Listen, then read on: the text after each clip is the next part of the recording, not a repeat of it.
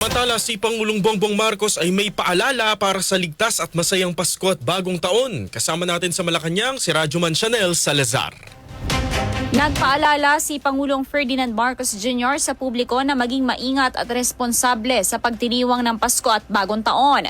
Ayon sa Pangulo, kumain lamang ng tama at iwasan ang labis na pagkain, lalo na ang matatamis, matataba at maaalat dahil tumataas umano ang kaso ng atake sa puso tuwing Kapaskuhan. Pinayuhan din niya ang publiko na mag-ingat sa pagmamaneho upang maiwasan ang aksidente at masiguro ang ligtas at masayang selebrasyon kasama ang pamilya. Paalala rin ng Pangulo na mag-ingat sa paggamit ng paputok at kung maaari ay iwasan na lamang ito. Mas mainam niya ang paggamit ng mga turotot at iba pang ligtas na alternatibo. Sa huli, binati ni Pangulong Marcos ang lahat ng pamilyang Pilipino at hiniling na maging ligtas at masaya ang pagdiriwang ng Pasko at Bagong Taon. Sana ay masaya at mapayapa ang inyong pagdiriwang kasama ang inyong mga kaanak at kaibigan. Sa pagkain, yung sakto lang po.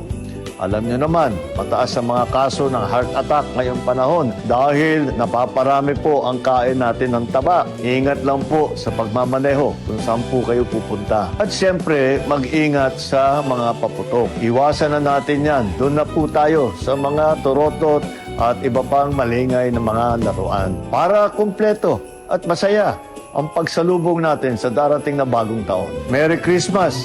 Happy New Year po! Si Pangulong Ferdinand Marcos Jr. Kasama mo sa DZXL RMN Manila, Radyoman Chanel Salazar, Tatak RMN.